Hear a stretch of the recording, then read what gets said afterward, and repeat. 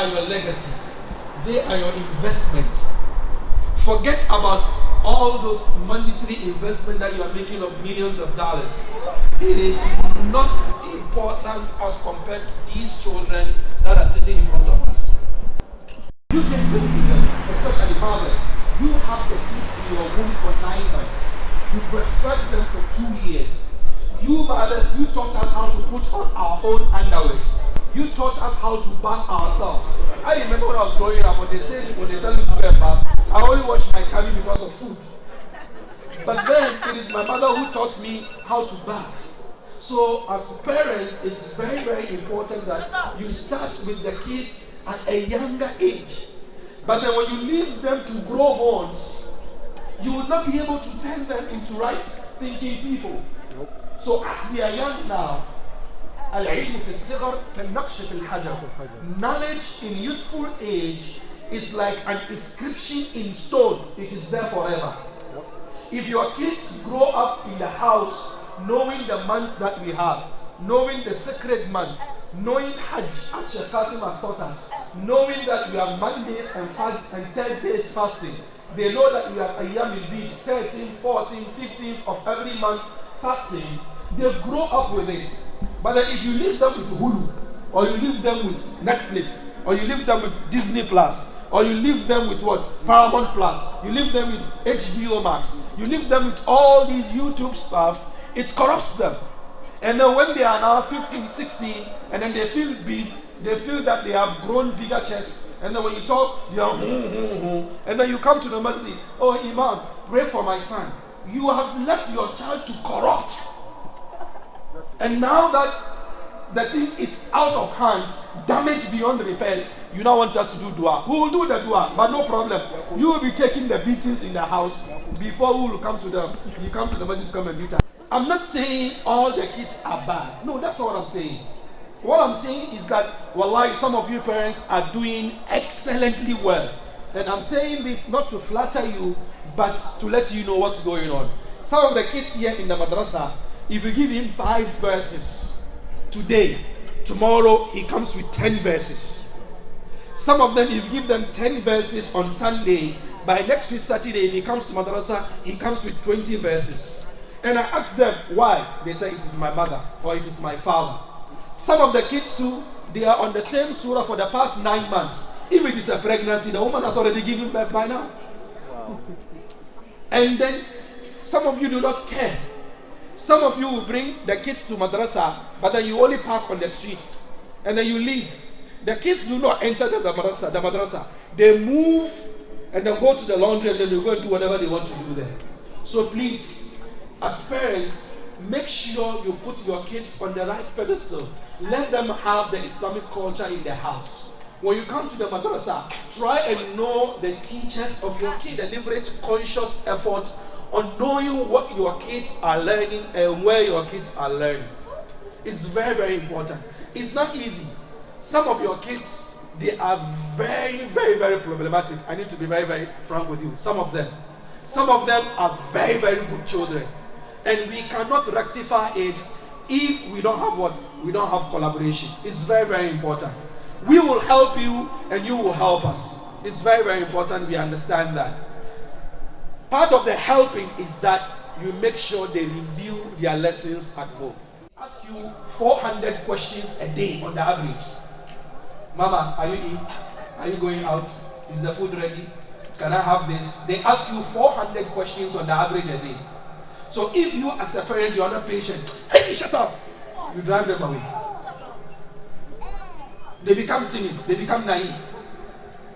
So when they are telling you all the useless things, listen to them. So that when they are old enough to speak to you about the useful things, you'll be there and then they'll come to you. So if you don't listen to them on the useless things, they won't come and tell you about the useful.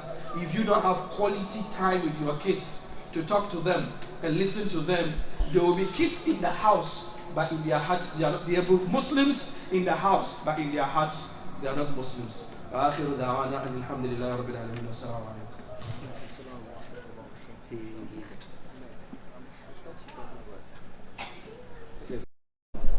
We're going to address the last important act of worship that is legislated for us in these blessed days to come, and that is Al-Udhiyah. Al-Udhiyah, which is a sacrificial offering. The sacrificial offering. So we're going to talk about the rolling of Udhiyah, the conditions of Udhiyah, and the virtue of Udhiyah, and the type of animals that we have to slaughter. If I may ask, when we say Udhiyah, what do you understand from the word Udhiyah? Did you hear the word before, Udhiyah? Did you hear the term before? Yes. Huh? You don't know the meaning? What do you understand? I mean, do you have any idea of what Udhiyah is? Okay, do you know what Qurbani is? What is Qurbani?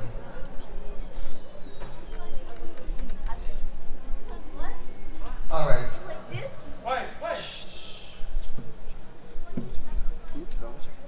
When you sacrifice an animal. When you sacrifice an animal. Alright. So, which of the Eid do we sacrifice? Is it the Eid al-Fitr or Eid al-Adha? Yes. Is that Eid al-Adha? No. It's Eid al-Adha. It's Eid al-Adha. So in Eid al-Adha, we sacrifice. Alright. Now, the second question is, pay attention. What is the ruling of sacrificing on the day of Eid al-Adha? Is it mandatory or recommended? Recommended. No. Nah. It's recommended. He said it's recommended. It's recommended. Yeah. Yeah, it's mandatory. Oh, he said it's mandatory. Oh, yes. I heard one of the girls. Yes. Cut it out. Alright, so how many of you agree that it's mandatory? How many of you agree that it's recommended? Alright, so it looked like those who said it's mandatory outnumbered those who said it's recommended. Now let us see. Sheikh Kishki, who do you agree with? Are we voting? Yes, we are voting. We are voting. So these people say it's recommended, these people say it's mandatory. Who do you incline to? Habib has an answer. Yes, Habib.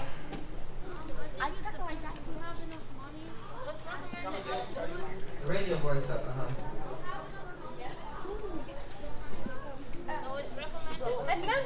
So Habib said if you are financially able, it becomes mandatory. But if you are not, then it is not. I mean, if you are not financially able, you cannot perform it anyway. So there is no point for us to say it is recommended because you cannot do it because you don't have it, right? So, all right. Some of the scholars say it's recommended. Are you with me? Listen carefully. But some of them said it is mandatory. The reason why they said it is mandatory is that because Allah the Almighty has connected between Salat and Udhiyah in His statement, Inna a'tainaka fasalli li rabbika inna shani'aka.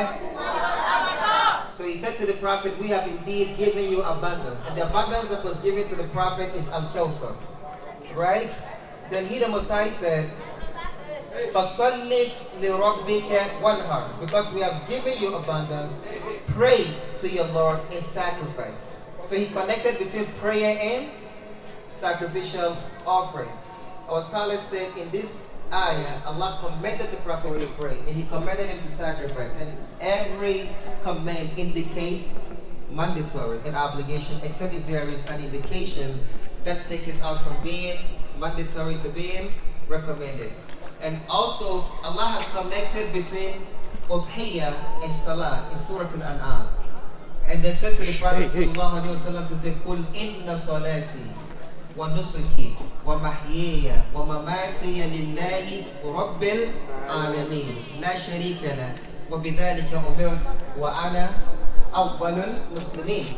Allah has commanded the Prophet sallallahu alaihi wasallam to say to them, "O Muhammad, that indeed my prayer, my sacrificial offering, my life and my death all belong to who? Allah. And when you read Surah Al-Hajj, Allah the Almighty has emphasized it is from the piety of the heart. So if you are blessed with ease and the ability to slaughter on the day of Eid, then it becomes mandatory upon you to slaughter.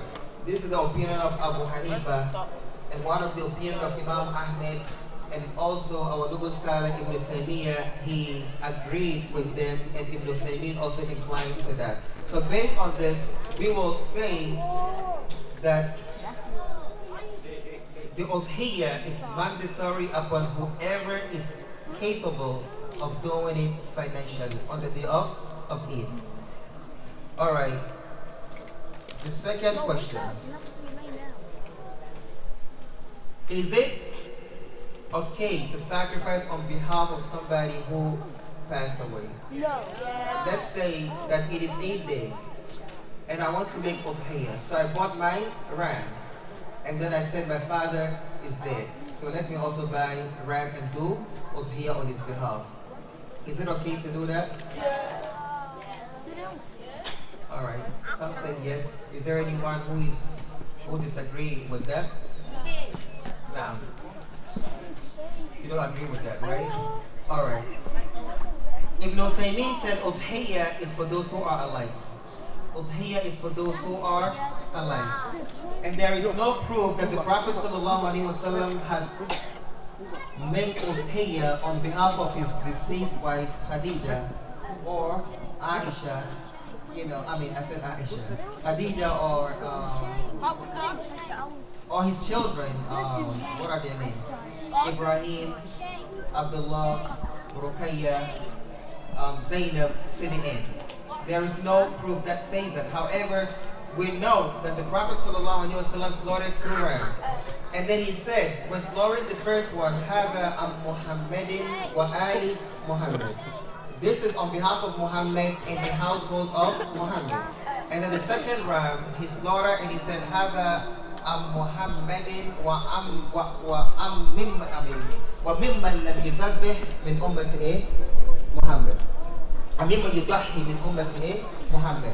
This is for Muhammad and for whoever did not sacrifice from the ummah of Muhammad sallallahu alayhi wasallam. So for those of you who are not able to slaughter due to poverty, know that the Prophet sallallahu alayhi wasallam has already slaughtered for you. And this is from the mercy of our Prophet Muhammad sallallahu alayhi wasallam. Now let's move on to what type of animal can we use to slaughter? Now, goat, number 1. Cow, number 2. Ram, number 3. Sheep is ram, Now, he has already mentioned goat. He has already mentioned that. That is sheep. No chicken, no. Yes. Camel, right? Someone is saying. No, we already got it. So we have camel, no horse. Alright, cut it out now. So we have camel, cow, sheep, and goat. Hey.